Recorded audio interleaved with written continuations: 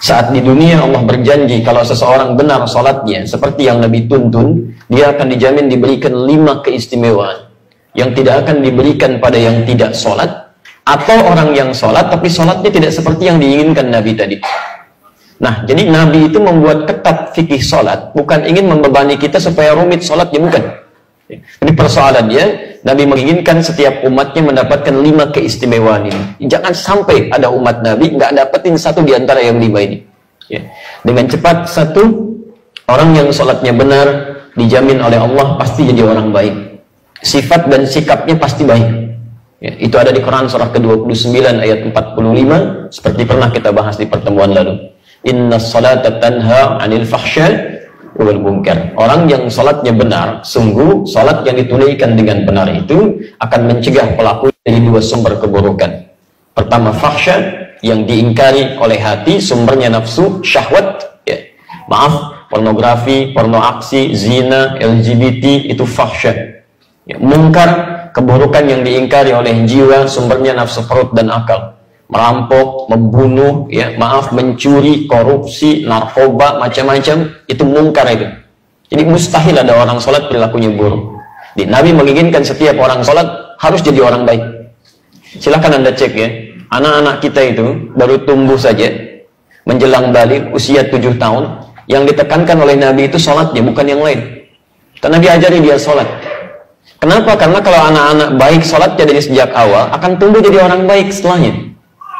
Saya ingin sampaikan pesan nih, agak unik sekarang ya. Kalau dulu orang fokus pada sholat nih, sekarang saya agak bingung, anak-anak TK udah diajarin manasik gitu kan. Insya Allah, fokus dulu pada sholatnya gitu kan. Tidak salah memang, cuman fokus pada yang utama gitu. Sholat pada belum baik, masuk ke masjid langkahnya sudah salah, diajarin manasik gitu kan. Baik, memang tidak keliru, tidak, cuma ada prioritas yang harus kemudian jadi patokan di situ.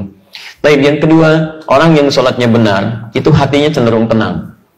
Cenderung tenang. Ada di Quran surah ke-20 ayat ke-14, ditafsir di Quran surah ke-13 ayat ke-28. Kita sudah bacakan. Wa aqimis salata lidzikri, tunaikan salat sebagai zikir kepada saya, kata Allah. Ditafsir di Quran surah Ar-Ra'd ayat ke-28, ala bidzikrillah tatma'innul qulub. Jika benar zikirnya kepada Allah, salatnya benar, maka dampaknya ke hati pasti tenang. Kalau hati Anda sudah tenang, dihadapkan pada masalah apapun akan biasa saja. Yang besar jadi ringan, yang ringan seakan tidak ada masalah gitu. Di orang-orang yang sholatnya baik menghadapi persoalan kehidupan, itu cenderung lebih nyaman, tenang gitu. Nggak susah dia. Itu poinnya. Yang ketiga, orang kalau sholatnya benar, dijamin langsung oleh Quran, seperti pernah kita bahas kemarin, ya, Allah akan jamin kemudahan hidupnya, bahkan rezekinya.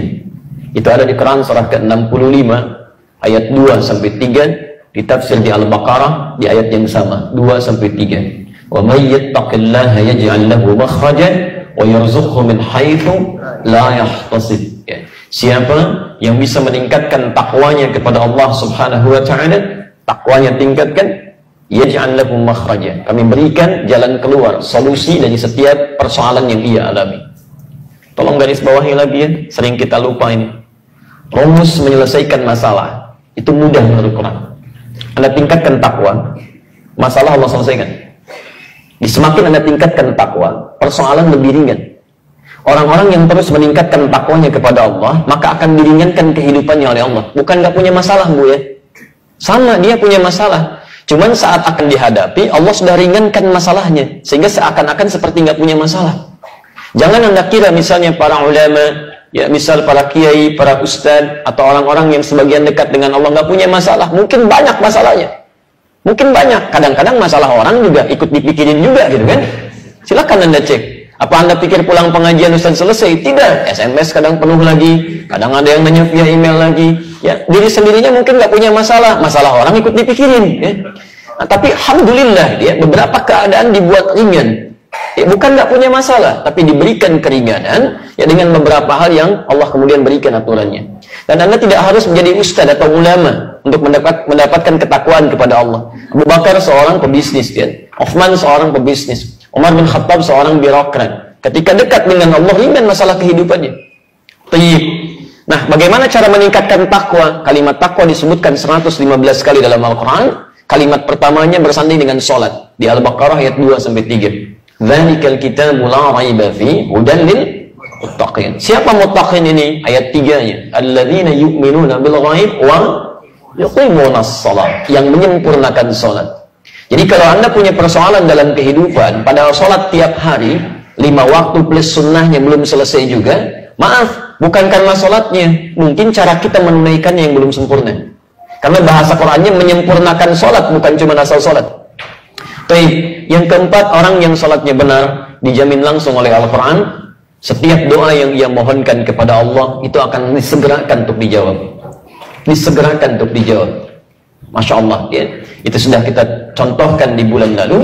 Bahkan contohnya, contoh yang sangat luar biasa, yang kata manusia nggak mungkin terjadi, kata Allah tidak ada yang mustahil. Itu contoh di Quran surah ketiga Ali Imran ayat 38 sampai 39. Posisi paling kanan sebelah atas di pojok, ya, yang sudah berumah tangga puluhan tahun, sudah sepuh, rambutnya sudah memutih, fisiknya sudah letih, istrinya maaf divonis monopos dan mandul, kata dokter nggak mungkin nih, ya, ada keturunan, tapi apa yang terjadi? Teruskan aja ya, antum kan sudah sholat, tenang aja deh.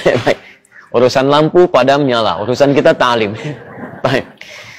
Jadi apa yang terjadi? Suaminya kemudian sholat, memohon kepada Allah dalam sholatnya dan dikabulkan dan punya keturunan dia, ya. Dan yang terakhir, yang kelima, teman-teman sekalian, orang yang sholatnya benar dijamin oleh Allah Subhanahu wa Ta'ala, hidupnya akan selalu bersanding dengan kesuksesan dan kebahagiaan apapun aktivitasnya. Itu ada di Quran surah ke-23 ayat 1 dan 2. Jadi Anda tidak diminta oleh Allah jadi apapun, silahkan aja sesuai dengan apa yang Anda kira-kira inginkan, selama itu baik. Yang penting kaidah Qurannya soleh, ya, menjaga aturan Allah, dekat dengan Allah. Quran surah ke-7 ayat 189. Anda mau jadi pembisnis, silahkan, pembisnis yang soleh. Anda jadi diplomat, silahkan, diplomat yang soleh. Anda mau jadi tentara, polisi, silahkan, tentara, polisi yang soleh. Ya, Anda mau jadi apapun, silahkan, sepanjang Allah ridha, itu soleh. Nah, dijamin oleh Quran, jika benar salat Anda khusyuk ditunaikan, maka semua profesi Anda akan dibimbing oleh Allah mencapai puncak kesuksesan terbaik dan bahagia hidupnya. Ya, dalilnya Quran surah ke-23 ayat 1 dan 2. Qad aflahal mu'minun. Orang yang imannya benar pasti akan mencapai kesuksesan dan kebahagiaan dalam setiap aktivitas hidupnya. Apa ciri pertamanya? Ayat 2-nya. Alladzina hum fi salatihim khashi'un. Jadi, rahasia di balik perintah Nabi, ketatnya aturan Nabi terkait persoalan salat ini bukan semata persoalan fikih, tapi Nabi ingin memastikan semua umatnya, satu, baik sifat dan sikapnya, kedua, tenang dalam menjalani kehidupan, ketiga, mudah dalam mengatasi persoalan, keempat, bila cepat dikabulkan Allah, dan kelima, apapun profesi mereka bisa mencapai puncak kesuksesan yang diharapkan dan bahagia kehidupan.